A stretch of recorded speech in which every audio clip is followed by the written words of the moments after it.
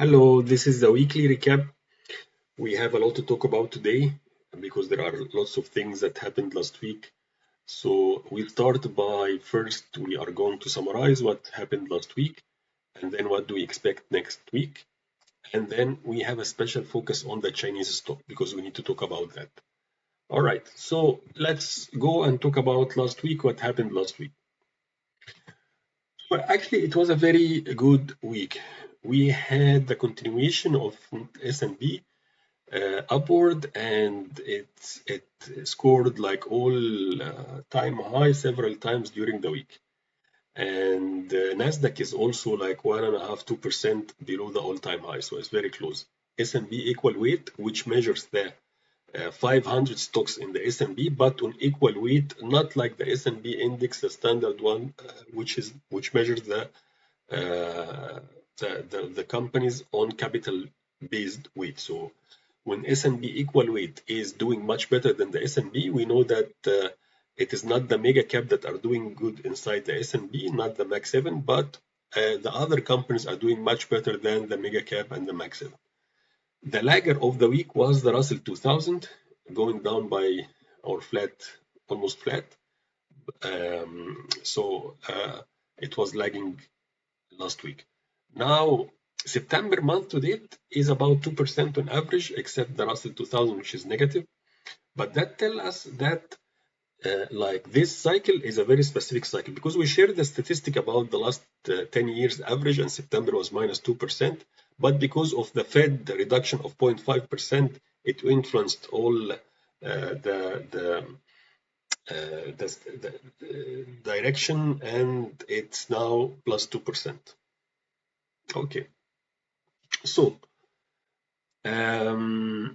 last week, one important thing that happened that China did a huge stimulus for the Chinese stock, and the Chinese stocks rocketed higher, like almost going up by 20 and 30% in 1 week. So a huge stimulus. And I personally think that if China didn't do that, then the market would have gone much higher. So we're going to talk specifically about China in the coming section. But let's talk first about what do we expect next week. Next week we have the tomorrow on Monday. It's gonna be a very important day. Why? Because of two reasons. The first reason is that it's a month end, and we know that in the month end, normally some funds liquidate the holdings so that they can turn the profit into real profit, and they start October with a new position. So that happens like almost every month, not necessarily every month, but it happens most of the time. Okay, so tomorrow this is the first thing that can happen at the last day of the month. The next thing is the war in the Middle East. So on Friday, it was announced that Hassan Nasrallah was assassinated, and this created a lot of tension. Everybody is afraid of what is going to happen in the Middle East, so that might reflect on the stock market on tomorrow. Okay, so what do we do? If things exploded or we found that investors are worried, you need to have a plan. The plan should be that you are going out, you are going to take some easy decision, the one that you are profitable, the one that you are break even, like every time, just go out and don't make it hard for yourself. So you need to have a plan of what you are going to stay in, what you are going to go out from if things turn worse, because it might turn worse. Of course, Iran promised several times that it will retaliate for like Hamas leader killing, but it didn't do anything. Maybe it will not do anything because Iran doesn't want to get into direct confrontation with US. They know if Iran went into war, US will get into war, and then it's gonna be an overall war everywhere. So maybe this will not gonna happen, but you need to be ready just in case. Even if it didn't happen, but market was panicking because of any news, then you need to be ready just to protect your capital and go out. All right. I'm talking, of course, for the trader, not the investor. So what do we expect next week other than the Monday? We have the job report on Friday, the job report for September. And if it's like turned out to be a good report, then market should continue to go up. Okay. We don't have much companies that we will have results next week, only Nike. But other than that, really the start of the season will be the week after with the banks announcing their results. So be ready for that after the next week. The week after as well, we have the CPI report for September. This is a very important data. So we need to watch for this and see if it continues. The CPI continued downward, the inflation was downward, then this will put some pressure on the Fed to reduce the rate even faster. Okay, so that's what is happening next week. Now we go to the Chinese stocks, and let's explain first what do we mean by Chinese stocks. So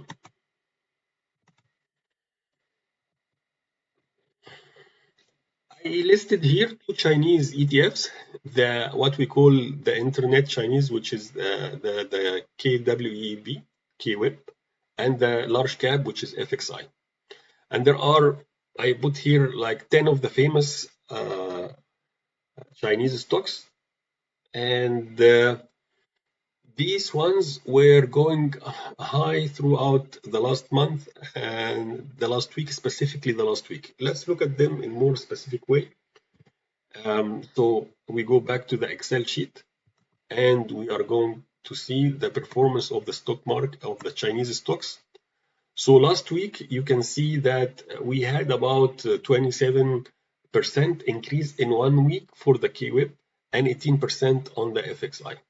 And we also had the XBEV going up by 36, JD going up by 36, Billy went up by 45. So a huge increase in 1 week. And the question would be, will that continue or not? Should we get in or not? The answer is nobody knows, of course, as usual. Okay, but should we let it go? Should we not go in? I wouldn't recommend this. What I will do is that I will go in and I will buy some stocks or maybe an ETF if I want to reduce my risk a little bit. So it's very important that you don't let the market go up and you are not there. You don't want to come back later on and say, oh, I wish I have bought some stocks. Okay, so I know it went up, and you can see by very high percentages. The lowest one over here is 19%, but it doesn't prevent you from going in. Why I'm saying this? Because you always have a protection. What is your protection? Two things. First, the percentage that you are going to go in with, which should not be increased, should not be more than 5 to 10% of your portfolio. And then the stop loss. The stop loss is like do or die. All right.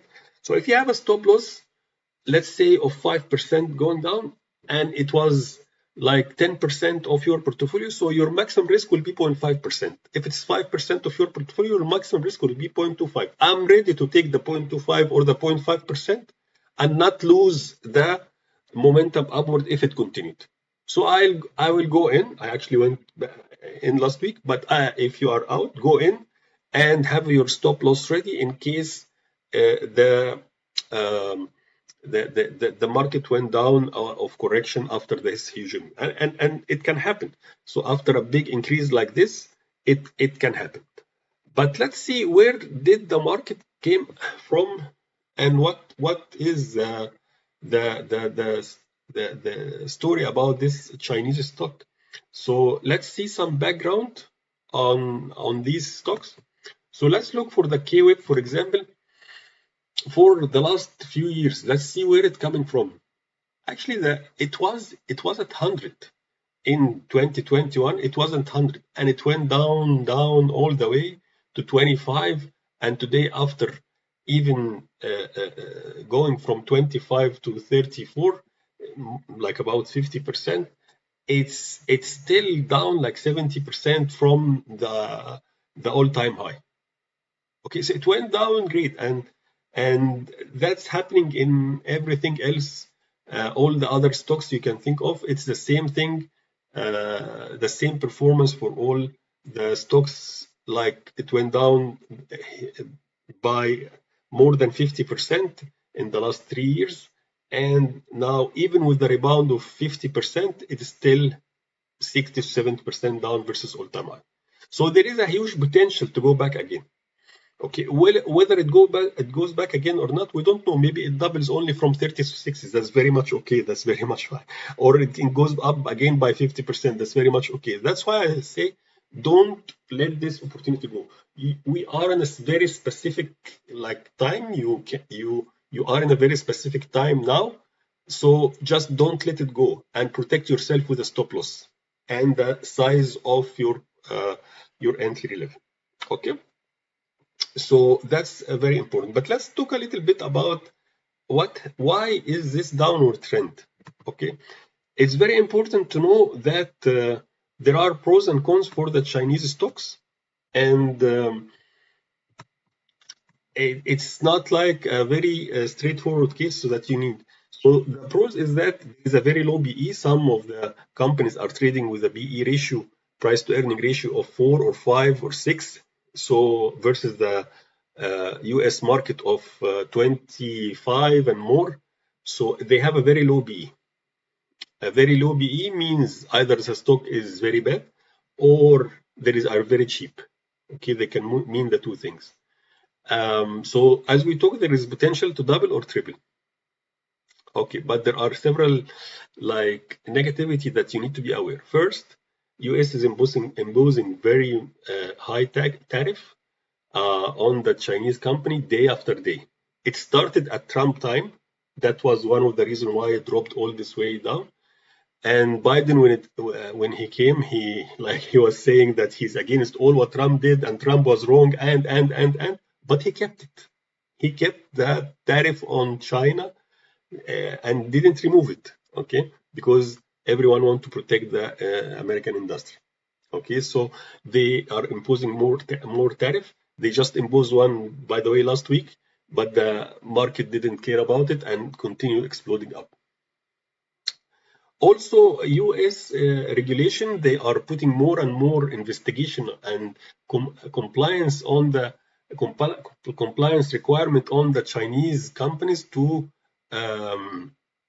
like give more of information to the the American authority if they want to be continuing to be listed in the US stock market. So all these 10 companies, you can trade them in the stock market, you can buy them from the US stock market, but they need to comply with certain requirements. These requirements are increasing day after day because they say China is not straightforward.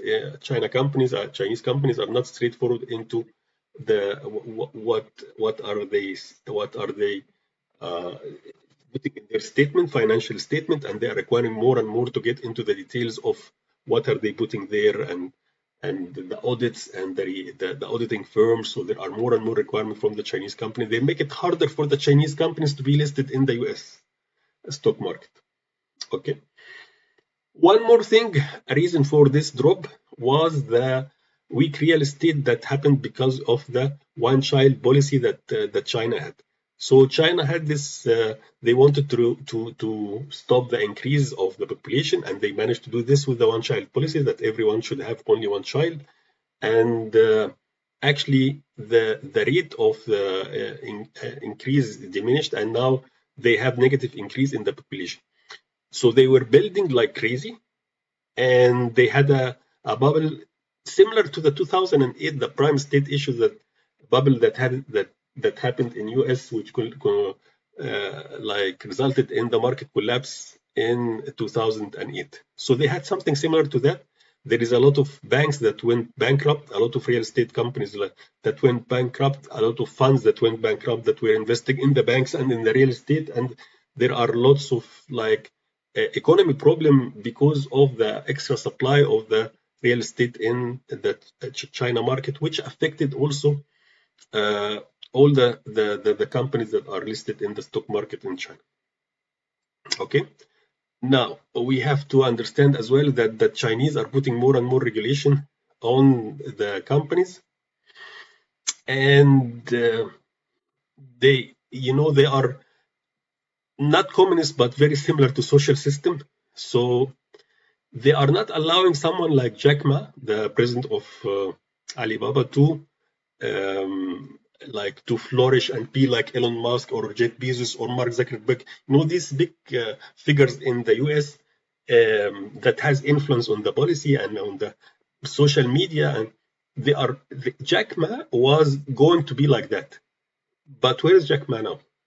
They just like prevented him from going into social media, and the system itself is preventing having big companies. And these companies that I listed here, Bidu and Baba, they were going to be much bigger companies, and they were going to influence the state policies. And of course, this is something that China doesn't want. So they are putting some regulation on some system that preventing this company from flourishing. And all investors are aware of this, and they went away from the Chinese stock market from 21 until today.